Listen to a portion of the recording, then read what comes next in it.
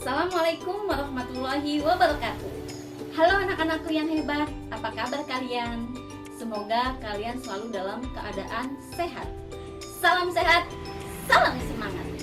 Anak-anakku yang hebat, meskipun saat ini kita masih berada pada masa pandemi COVID-19, kita harus tetap semangat dan tetap bahagia. Baik, sebelum masuk ke materi, Ibu mengucapkan selamat kepada anak kelas 7 yang sudah resmi diterima di SMP Negeri 2 Kedokan Bundar.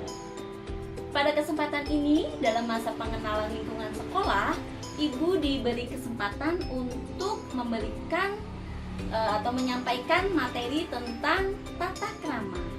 Namun sebelumnya Ibu ingin memperkenalkan diri dulu ya, karena pepatah mengatakan bahwa tak kenal maka tak sayang. Oleh karena itu Ibu ingin kenalan dulu nih dengan anak-anak kelas 7. Baik, nama Ibu Pipit Fitrotunisa. Ibu mengampu mata pelajaran bahasa Inggris di SMP Negeri 2 Kedokan Bundar. Tata krama. Dalam kehidupan sehari-hari tentunya kita sudah mengenal istilah tata krama. Apa sih tata krama itu dan apa manfaatnya untuk kehidupan sehari-hari? Yuk simak penjelasan berikut ini. Tata krama. Tata krama atau adat sopan santun atau sering disebut etiket telah menjadi bagian dalam hidup. Contoh, pada waktu Anda masih kanak-kanak, orang tua Anda sudah melatih Anda menerima pemberian orang dengan tangan sebelah kanan dan mengucapkan terima kasih. Orang tua Anda melatih Anda cara makan dan minum, menyapa, dan memberi hormat. Lama-kelamaan perilaku Anda menjadi kebiasaan. Tata krama adalah kebiasaan yang lahir dalam hubungan antar manusia. Tata krama yang semula berlaku dalam lingkungan terbatas, lama-kelamaan dapat merambat ke lingkungan yang lebih luas. Tata krama telah menjadi bagian dari pergaulan sehari-hari. Jadi, dapat disimpulkan bahwa tata krama adalah kebiasaan sopan santun yang disepakati dalam lingkungan pergaulan antara manusia setempat. Tata krama terdiri atas kata, tata, dan krama. Tata berarti adat, aturan, norma, dan peraturan. Krama berarti sopan, santun, kelakuan, tindakan, dan perbuatan. Tata krama berarti adat sopan santun, kebiasaan sopan santun. Dalam pergaulan sehari-hari, kita sering jumpai manusia dengan tipe kedongdong, yaitu orang yang berpenampilan menarik dalam berpakaian, berbicara, makan, minum, dan berjalan. Namun penampilan itu hanyalah polesan saja.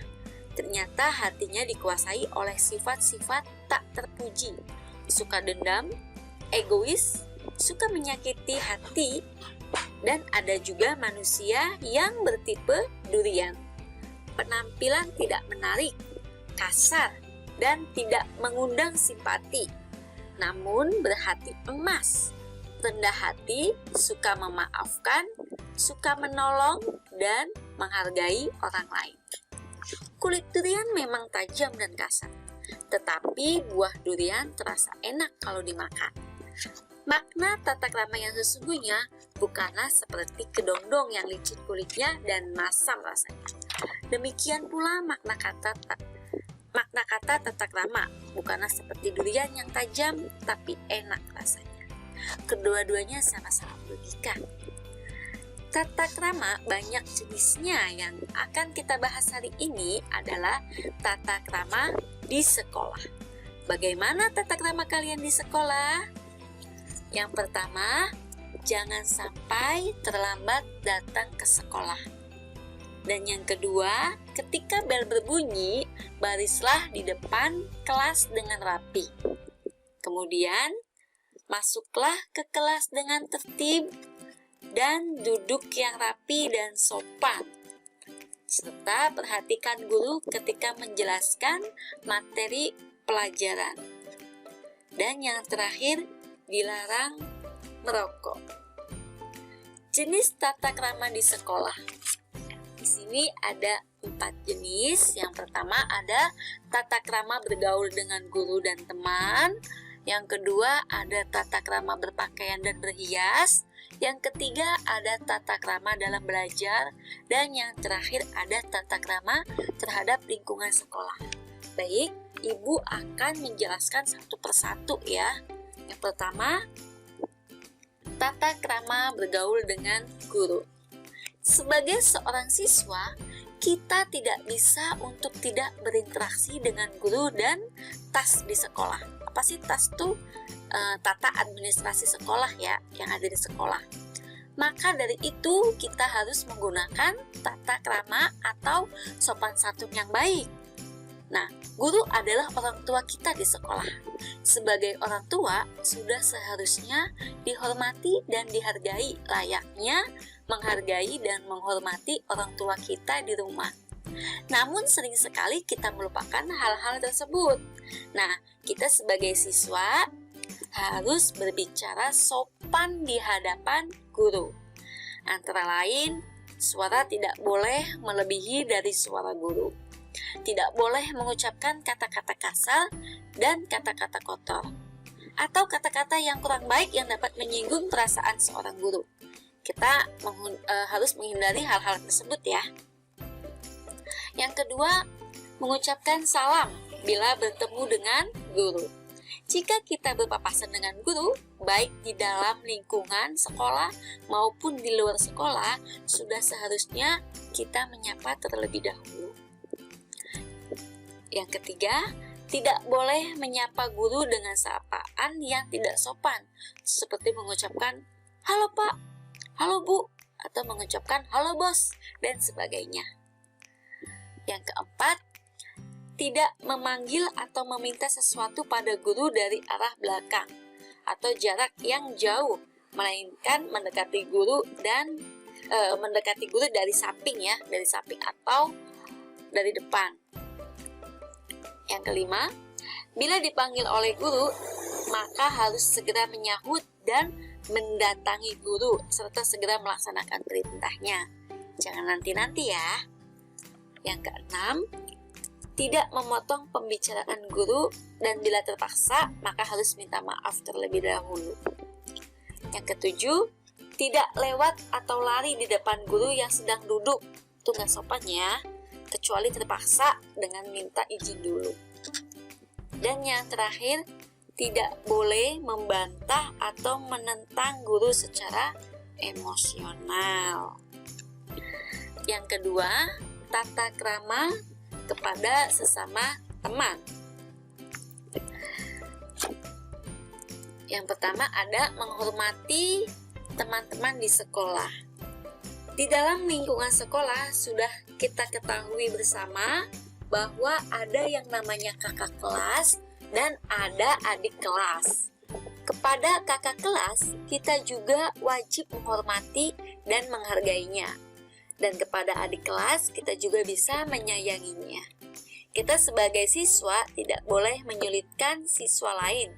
Justru kita diharapkan dapat membantu satu sama lain yang sedang mengalami kesulitan. Yang kedua, tidak berkata kasar dan mengejek teman ya, apalagi mengejek nama orang tua tuh sering sekali ibu temukan. Nah, itu dilarang ya, tidak boleh. Itu perbuatan tidak baik. Yang ketiga, meminta izin jika meminjam peralatannya. Nah, ini juga sering ibu temui nih di dalam kelas.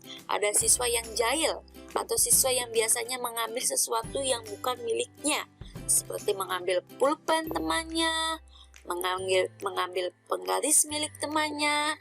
Itu juga namanya perbuatan yang tidak terpuji atau tidak baik.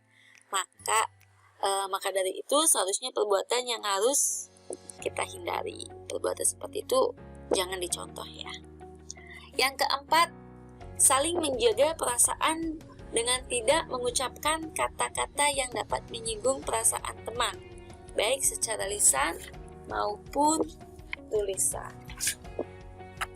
Selanjutnya, saling menolong dan membantu kesulitan teman ya. Nah, jika ada teman kalian yang merasa punya kesulitan, silakan kalian bantu ya. Sudah kewajiban kalian saling membantu ya. Yang keenam, tenang atau tidak ribut di samping teman yang sedang belajar. Jangan mengganggu. Selanjutnya ada tata krama berpakaian dan berhias. Nah, di sini ada berpakaian seragam sekolah sesuai aturan sekolah yang berlaku. Ya, jadi setiap hari itu ada pakaiannya ya. Misalkan hari Senin memakai baju seragam putih biru. Selasa juga putih biru. Jangan sampai hari Senin kalian memakai baju pramuka. Itu salah ya. Nah, itu. Kemudian hari Rabunya dilanjut menggunakan pakaian batik. Dan selanjutnya seperti itu. Yang kedua, siswa tidak boleh memakai perhiasan emas bagi perempuan, dan bagi laki-laki tidak boleh memakai gelang, cincin, dan anting. Jadi tidak boleh menggunakan aksesoris ya. Siswa tidak boleh bersolek, berdandan, atau memakai parfum yang berlebihan. Nah, itu karena kita juga masih pelajar ya, tidak boleh memakai bedak, lipstik. Nah, itu tidak dilarang ya di sekolah kami. Yang keempat, siswa tidak boleh memakai tato, baik tato permanen maupun tato buatan ya, tato mainan dari permen tuh biasanya ada tato-tatoan. Itu tidak boleh ya. Siswa tidak boleh menulisi, mencoret-coret, atau mewarnai pakaiannya. Baik meja juga tidak boleh, kursi dan bangunan sekolah, dan bangunan sekolah itu juga dilarang ya. Yang terakhir, siswa tidak boleh memakai baju olahraga selain jam belajarnya. Nah, itu hari ini misalkan tidak ada pelajaran penjaskes, tapi kalian memakai baju olahraga. Nah, itu salah ya. Jangan diterapkan seperti itu. Tata krama belajar. Yang pertama, membenahi kelas sebelum guru masuk. Jadi sebelum guru masuk, kalian cek dulu kelasnya sudah rapi belum, sudah bersih belum ya. Biasanya setiap hari itu ada jadwal piket ya. Silakan yang diberi tugas piket hari itu kalian rapikan, kalian laksanakan tugasnya, antara lain menyapu, merapikan tempat duduk, menyiapkan perlengkapan menulis, dan papan tulis ya. Papan tulis yang masih ada coretan bekas hari kemarin silakan dihapus sebelum guru masuk ya. Kemudian hadir di kelas pada waktunya. Bila terlambat, maka ucapkan salam, lalu menyampaikan alasan kenapa kalian bisa terlambat. Yang ketiga, tidak ribut atau berisik dan membuat gaduh saat jam belajar. Ya, itu bisa mengganggu kegiatan belajar ya, bisa mengganggu teman kalian yang sedang fokus. Yang keempat, meminta izin jika hendak keluar pada saat jam pelajaran berlangsung pada guru yang mengajar. Ya, jadi kalau kalian ingin ke toilet atau ada keperluan lain atau pulpen kehabisan pulpen mau beli dulu, silakan kalian izin kepada guru. Jangan asal keluar-keluar saja ya tanpa seizin guru. Itu perbuatan tidak baik. Kemudian diam. Memperhatikan saat guru berbicara. Diam, kalian dengarkan ya apa yang sedang guru bicarakan. Jangan sampai guru sedang membicarakan sesuatu atau sedang menerangkan materi, kalian juga ikut berbicara atau kalian berbicara dengan teman kalian. Itu tidak boleh ditiru. Selama jam sekolah, siswa wajib berada di sekolah dan tidak boleh meninggalkan sekolah kecuali dengan guru piket ya. Ini jangan sampai ada siswa yang sedang di sekolah, selama ada jam sekolah, maksudnya selama di sekolah, selama jam sekolah, kalian jangan sekali-kali meninggalkan sekolah, bolos ya. Itu tidak boleh kecuali ada keperluan yang sangat mendesak ya. itu bisa izin kepada guru piket. Selanjutnya, bagi siswa yang tidak masuk sekolah harus ada surat izin atau pemberitahuan secara tertulis dari orang tua atau wali. Ya, jika ada keperluan yang mendesak atau ada hal yang tidak bisa kalian ikuti atau ada sakit ya, ada yang sakit, itu kalian bisa piket. Jangan sampai kalian tidak memberitahu guru piket, nanti itu dianggap alfa, dianggap bolos sekolah. Kalau kalian memberikan surat, berarti nanti kita tahu kan, oh anak ini izin, kami tulis izin. Oh anak ini sakit, jadi kami tulis sakit, bukan ditulis bolos. Ya, ini penting sekali, sangat penting ya. Bagi siswa yang tidak masuk sekolah, tidak memilih-milih atau membeda-bedakan guru dalam menghormati, mentaati, dan mengikuti pelajaran. Selanjutnya, tata krama terhadap lingkungan sekolah. Buanglah sampah pada tempatnya, ya. Jangan asal buang-buang saja. Jagalah kebersihan baik di dalam kelas maupun di sekitar halaman. Siramlah tanaman yang ada di depan kelas maupun lingkungan sekolah. Ya, biasanya di depan kelas itu ada tanaman, baik tanaman pohon mangga atau tanaman lainnya atau pot-pot yang ada di depan ruang kelas. Silakan disiram. Sopan ketika berada di jalan umum, ya. Bukan kepada guru saja ya kalian sopan ya, tetapi kepada orang lain juga, kepada pedagang, kepada teman, ya itu. Nah, di masa pandemi ini kita diwajibkan untuk sekolah dari rumah atau school from home atau PJJ.